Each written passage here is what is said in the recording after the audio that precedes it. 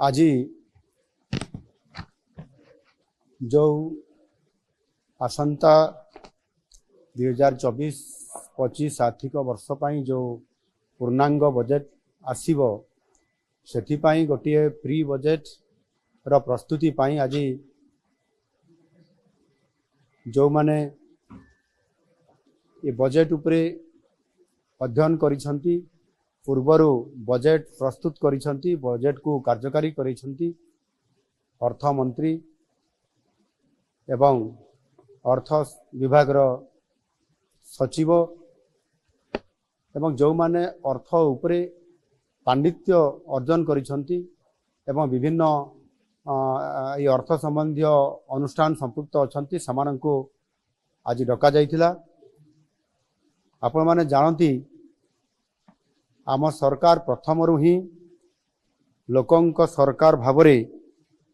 साधारण जनतांकर मतामत को गुरुतर दे आसी 2024 आर्थिक वर्ष पर साधारण बजेट आगामी 25 तारीख रे विधानसभा रे उपस्थापित हेबार ये कार्यक्रम अछि। आमर बजेट टी जेपरी वास्तव रे लोकंकर बजेट हेकरी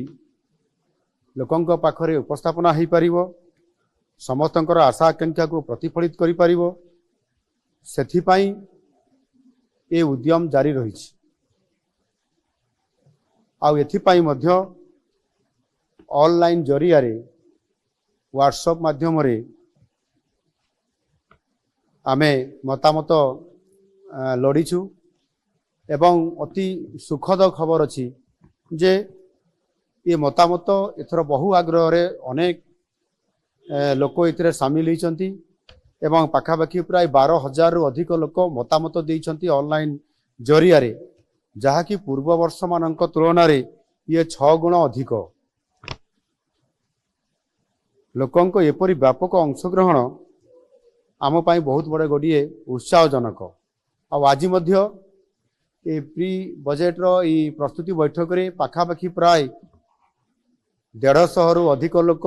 विज्ञ लोक एटी उपस्थित थिले। समानक भितर अनेक जहाँ मु कहली अर्थ संबंधी विभिन्न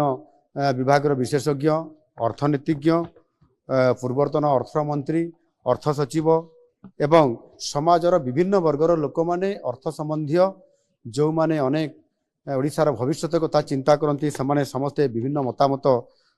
देइछंती। ये मतामत देवा भितर समानक भितर 26 जन अति मूल्यवान तांकर प्रस्ताव एवं मतामत समाने सेठी उपस्थापना करबा सहित मध्य लिखित आकार मध्य प्रस्ताव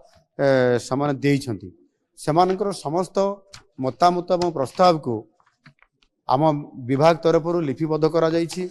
एवं ताहाकू विचार करी आगामी दिन रे जो आमर बजेट आसीबार अछि तांकर मतामत को निश्चित भावरे आमे यथासंभव एथिरे प्रतिफलित करिया पई आमे चेष्टा करिवु। आ सेथि पई जो लोकंकर बजेट